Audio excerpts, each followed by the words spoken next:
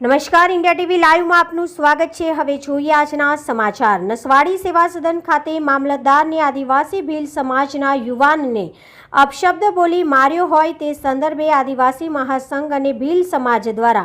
આવેદનપત્ર આપવામાં આવ્યું। છોટાઉદેપુર જિલ્લાના નસવાડી ખાતે જય આદિવાસી મહાસંઘ અને ભીલ સમાજ નસવાડી દ્વારા કલેક્ટરને ઉદ્દેશીને આજરોજ નસવાડી ખાતે મામલતદાર કચેરીને મામલતદારને આપેલ આવેદનપત્રમાં જણાવ્યું કે અમારા સમાજનો યુવાન નસવાડીમાં રહેનાર નામે દિલીપભાઈ ભીલ તારીખ 10ના રોજ નસવાડી ગ્રુપ ગ્રામ્ય પંચાયતમાં વાહનોમાં ડ્રાઈવર તરીકે ફરજ બજાવે છે, જ્યારે ગ્રામ્ય પંચાયતના તલાટી દ્વારા નસવાડી ગાયત્રી હોટલથી જીબી સુધીના વિસ્તારમાં સાફ સફાઈ તથા ગટર સફાઈનું કામ સોંપ્યું હતું અને મજૂરોને લઈ કામગીરી શરૂ કરી હતી। તે દરમિયાન કામગીરી બરાબર ચાલે છે કે નહીં તે જોવા દિલીપભાઈ એકલા જતા હોય તે વખતે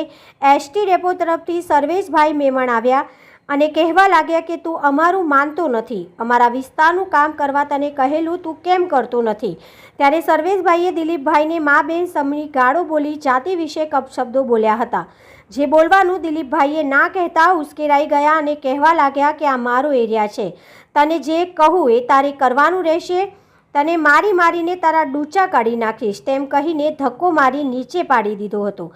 અને ઈજા થઈ હતી। દિલીપભાઈને મારવામાં આવતા આસપાસથી બીજા માણસો દોડી આવ્યા, દિલીપભાઈને સર્વેશભાઈના મારમાંથી બચાવ્યો હતો અને સર્વેશભાઈ મેમણ કહેવા લાગ્યા કે તું આજે બચી ગયો, પણ હવે બીજી વખત મારી ઝપટમાં આવીશ તો તને જીવતો નહીં છોડું તેમ કહી જાનથી મારી નાખવાની ધમકી આપતો ત્યાંથી જતો રહ્યો હતો,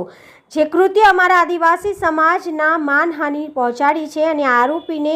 કડકને કડક સજા થાય અને જામીન પણ નામંજૂર થવા બાબતે આપેલ આવેદનપત્રમાં માંગ કરવામાં આવી છે। જિલ્લા બ્યુરો ચીફ યતીન રાઠવા આજ રોજ નસવાડી મામલતદાર કચેરીમાં મામલતદાર સાહેબશ્રીને સમગ્ર આદિવાસી સમાજ દ્વારા આજનું આવેદનપત્ર આપવામાં આવ્યું છે, જેના અનુસંધાનમાં ભીલ દિલીપભાઈ સાથે જે નસવાડી પંચાયત કચેરીમાં ડ્રાઈવર તરીકેનું કામ કરે છે, એમની સાથે નસવાડીના મેમણ સર્વેશભાઈએ એમની સાથે અભદ્ર વાણીનો ઉપયોગ કરી એમને ગાળાગાળી કરી, મા બેન સામે ગાળો બોલી અને તમે જાતિસૂચક શબ્દો તમે ભીલડાઓ શું કરી લેશો, જે આ શબ્દો છે એ સમગ્ર ભીલ જાતિને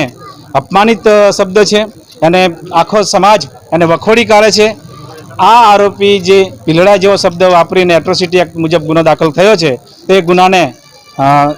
સંપૂર્ણ રીતે તપાસ કરી અને આરોપી શહીદ રશીદભાઈ મેમણની સાથે ખરેખર સરકારશ્રી દ્વારા આપણા કાનૂન વ્યવસ્થા દ્વારા એને પર યોગ્ય પગલાં લઈ અને આખા સમાજને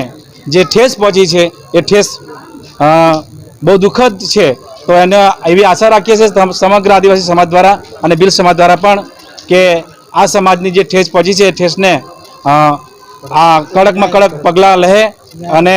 ન્યાય મળે એ બાબતની આપણે સમગ્ર આદિવાસી સમાજે